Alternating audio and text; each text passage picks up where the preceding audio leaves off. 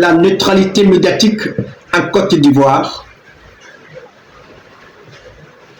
La neutralité médiatique en Côte d'Ivoire. Est-ce que c'est une exigence professionnelle ou alors un silence organisé? Est-ce qu'il s'agit d'un impératif déontologique, d'une obligation de métier,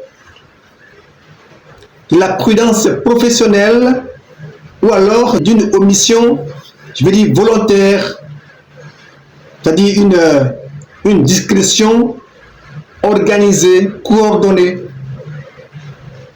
En d'autres termes, chers amis, lorsque nous parlons de neutralité médiatique en Côte d'Ivoire, est-ce que nous sommes face à une contrainte professionnelle vraiment légitime ou bien à une stratégie de dissimulation? Chers amis, bonjour. Je suis Germain Sewi, journaliste et écrivain, directeur de publication de l'Horizon Info.net, cyberconférencier. En Côte d'Ivoire, le mot neutralité revient avec insistance dans le débat public. Il est invoqué par certains médias, par des institutions et parfois même par des journalistes pour justifier une posture prudente face à des dérives du pouvoir, face aux tensions électorales ou aux atteintes aux libertés publiques. Mais dans un pays marqué par des crises politiques récurrentes, cette neutralité est-elle encore une vertu ou devient-elle, chers amis, une forme de renoncement? Chers amis, nous voici dans une neutralité proclamée dans un contexte asymétrique.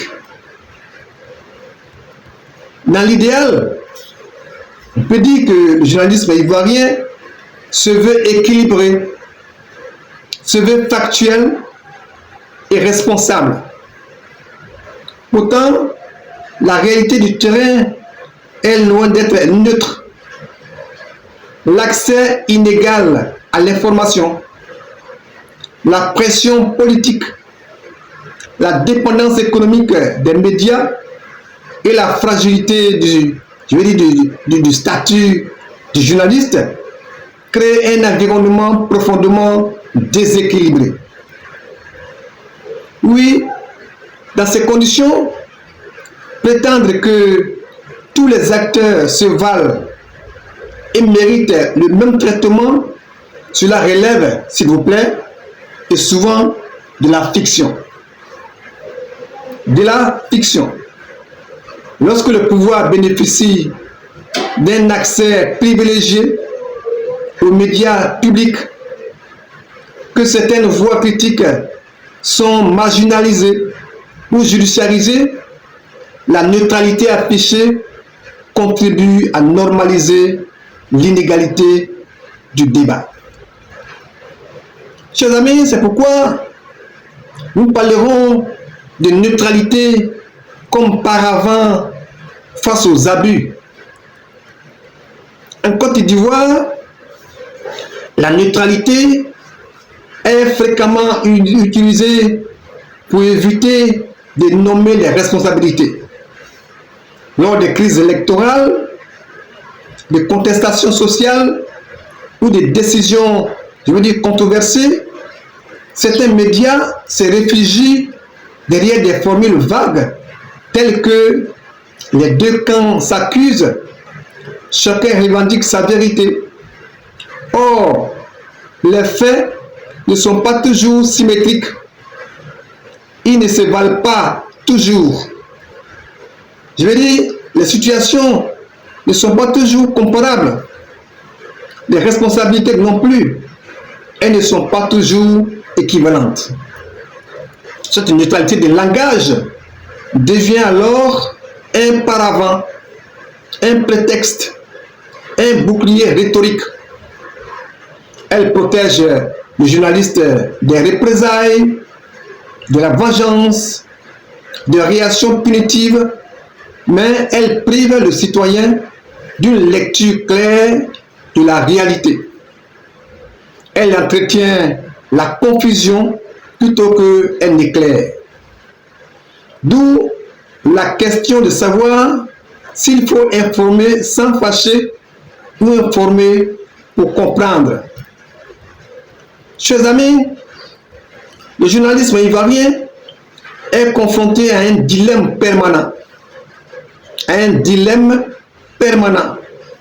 Faut-il informer sans fâcher avec diplomatie ou alors informer pour instruire, pour éclairer l'opinion et l'aider à comprendre?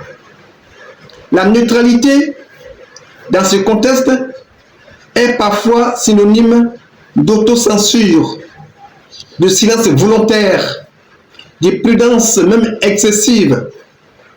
On évite certains sujets, on édulcore, on adoucit certains faits, on privilégie alors les déclarations officielles au détriment de l'enquête. Pourtant, chers amis, informer ne signifie pas provoquer inutilement, mais refuser la complaisance. Refuser la complaisance. Un journalisme engagé ne consistait pas à soutenir un camp politique, mais à défendre des principes non négociables. La vérité des faits, la justice, la transparence et la reddition des comptes. Chers amis, comment est-ce que le citoyen ivoirien voit la neutralité médiatique? Comment? Pour de nombreux Ivoiriens, pour de nombreux citoyens, la neutralité médiatique est perçue comme, comme une trahison silencieuse. Lorsque un abus est minimisé, lorsque une injustice est relativisée, la confiance s'effrite. Le citoyen ne demandait pas aux médias d'être militants, mais d'être honnête. D'être honnête, dire ce qui est, même quand cela dérange.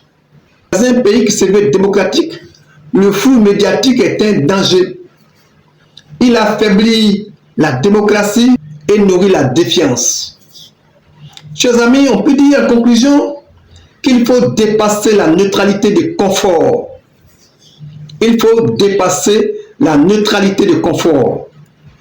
En Côte d'Ivoire, la neutralité journalistique ne peut plus être une posture de confort. Elle doit céder la place à une rigueur assumée. Le journaliste n'est pas un arbitre indifférent, mais un acteur de la démocratie. Face à l'injustice, le silence n'est pas neutre. Il est un choix et souvent il profite au plus fort. Je vous salue.